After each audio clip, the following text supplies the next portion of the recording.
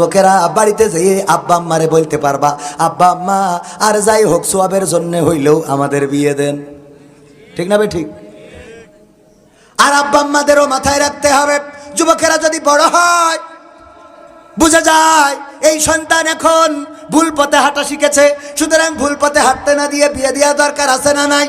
যদি বিয়ে না দেন, আল্লাহ বলেছেন ইয়া আইয়ুহাল্লাযীনা আমানু কু আনফুসাকুম ওয়া আহলিকুম নারা, ও ঈমানদারেরা শোনো, তোমরা নিজেরা নিজেদেরকে আগুন থেকে বাঁচাও আর তোমাদের সন্তানদেরকে বাঁচাও, আহালদেরকে বাঁচাও, পরিবারকে বাঁচাও। সেই পরিবারকে যদি আগুন থেকে বাঁচাতে হয় তাইলে ওই যে ধরে রেখেছেন 18 বছরের আগে বিয়ে দেবেন না, অথচ প্রেম করার কারণে কেউ বাধা দেয় না, প্রেম করলে কেউ নিষেধ করে না, কোনো আইন প্রশাসনের লোক এসে গ্রেফতার করে না, 14 তারিখে ঘুরে বেড়াবে, কেউ কাগজপত্র দেখতে চাইবে না, কিন্তু বিয়ে করার পরেও বলে মামুনুল হক কাগজপাতিটা দেখান। কথা কয় না?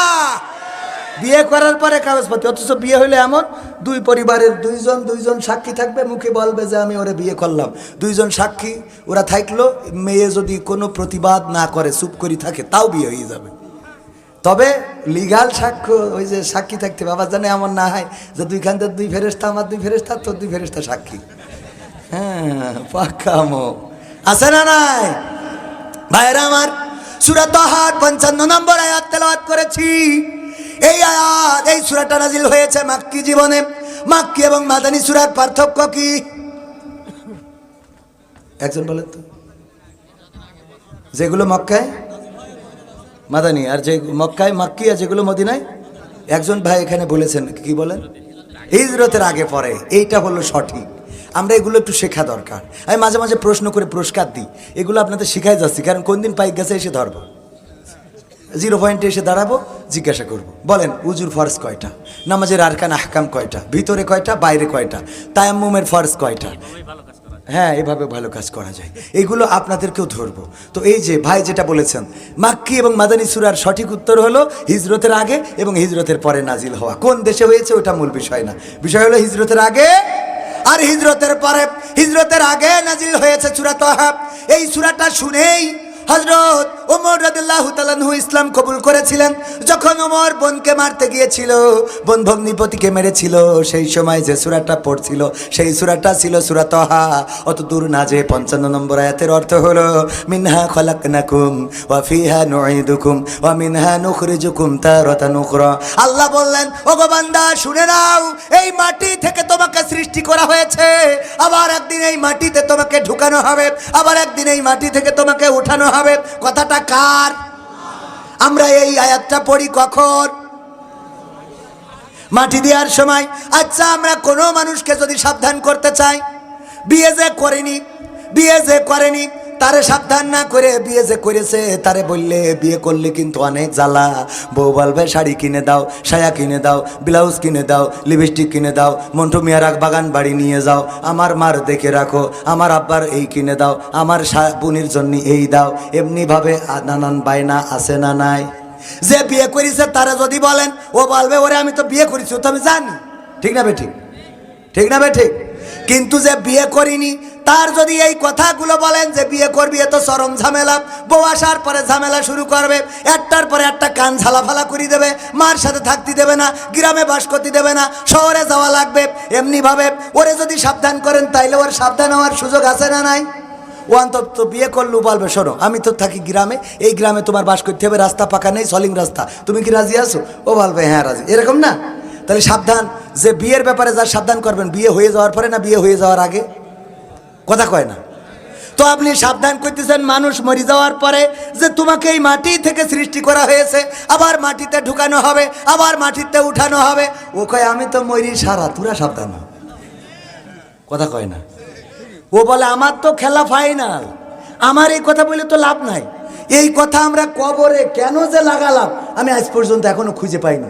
কবরে লাগালাম কেন? আমাদের একটা অভ্যাস আছে, আমরা চিরাচরিত অভ্যাস, যে আমাদের সুবিধাবাদ জিন্দাবাদ। যেমন বাসে দেখবেন, আপনি যদি এখান থেকে সুকনগর যাইতে চান বা 18 মাইল বা আপনি সাতক্ষীরায় যাইতে চান, বাসে জিজ্ঞেস করবেন যে ভাই সিট কি আছে ভিতরে? কবে বাস ভরা সিট।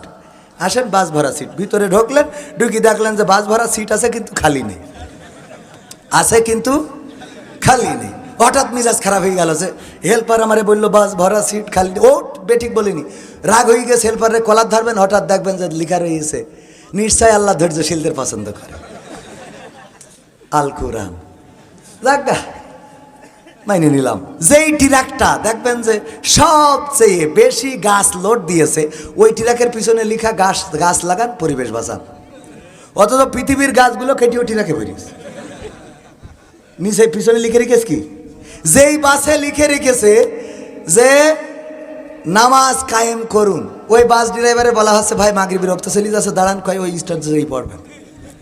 ওর পিছনে লিখে থেকে রেখেছ কি, ও বলছে স্ট্যান্ডে পড়বেন, তাহলে সহ্য না করি পারা যায়? মা বোনেরা কোরআন হাদিস পড়ে না, ওয়াল্লাহ টিকটকে ভিডিও ওরা করে না। আজকালকের ছেলেরা বই নিয়ে আর বসে না, গুগলে সার্চ করিয়া পড়ে। আগের সময় প্রেম করিলে মুরব্বীরা বলতো পাইছো কি, এখন বলে শখ করিয়া বাবু তুমি খাইছো কি। আগের সময় প্রেম করিলে আমার চাচারা বলতো পাইছো কি, এখন বলে শখ করিয়া বাবু তুমি খাইছো কি। লজ্জা শরম নাই, আইলাম কোন জামানাই, লজ্জা শরম নাই, আইলাম কোন জামানাই, ভবিষ্যৎ দেখি অন্ধকারে। আজকালকের ছেলেরা বই নিয়ে আর বসে না, ও বাবা গুগলে সার্চ করিয়া পড়ি। আগের নতুন করে হয়েছে চালু, এখন আবার কোন ট্রেন্ড, পরিচয় করাই দেখি এই আমার গার্লফ্রেন্ড।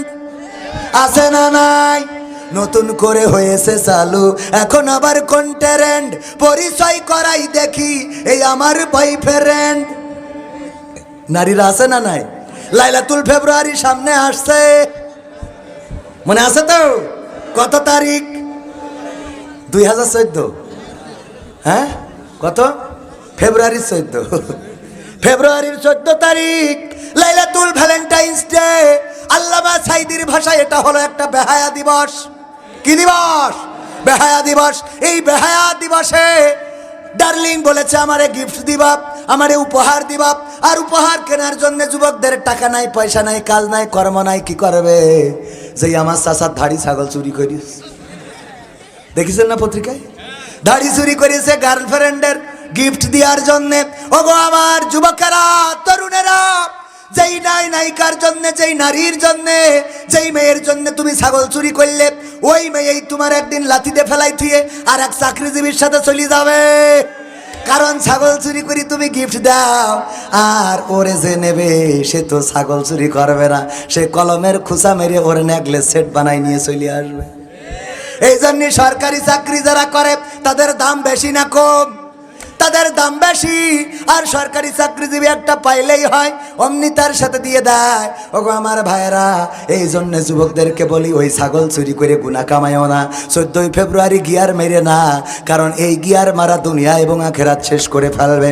যদি তুমি নামাজি হও, রোজাদার হও, আল্লাহওয়ালা হও, পরহেজগার হও, যদি তোমরা পরহেজগার হও, তাইলে আল্লাহ রব্বুল আলামিন তোমাদের জন্য সুন্দর রমণীর ব্যবস্থা করে দেবেন। বলেন সুবহানাল্লাহ। আল্লাহ ব্যবস্থা করে দিতে পারে না? পারেন? তুমি 14 তারিখে ঘুরে বেড়াও। আমি যুবকদেরকে বলি, ওগো আমার সোনা পাখিরা, 14 তারিখে ঘোরার কোনো দরকার নাই। তুমি বড় হয়েছো, প্রেম করার কোনো দরকার নাই। বরং রাসূলের হাদিস দিয়েও মা বাবাকে বলা যেতে পারে যে ওগো মা, ওগো বাবা, আল্লাহর নবী বলেছেন যদি স্বামী স্ত্রীতে মিলন করে তাও আল্লাহ রব্বুল আলামিন তার আমলনামায় সওয়াব দিয়ে দেন। বলেন সুবহানাল্লাহ। সাহাবীরা লজ্জা পেয়ে গেলেন, মুখ ঢেকে বলতেছে আল্লাহর রাসূল এটা কেমন কথা যে আমরা যদি স্ত্রীদের সাথে মিলন করি তাও আল্লাহ সওয়াব দেবেন। আল্লাহর নবী বললেন, ওগো সাহাবীরা শুনে নাও, যদি তোমরা এই একই কাজ তোমাদের বৈধ স্ত্রীর বাইরে অন্য কোন জায়গায় করতে গুনাহ হতো না। সাহাবীরা বললেন, আল্লাহর কসম করে বলি আপনি আমাদের যে দিন শিখিয়েছেন সেখানে শুধুমাত্র গুনাহ নয় সওয়াব লিখে দেন। বলেন সুবহানাল্লাহ। এখন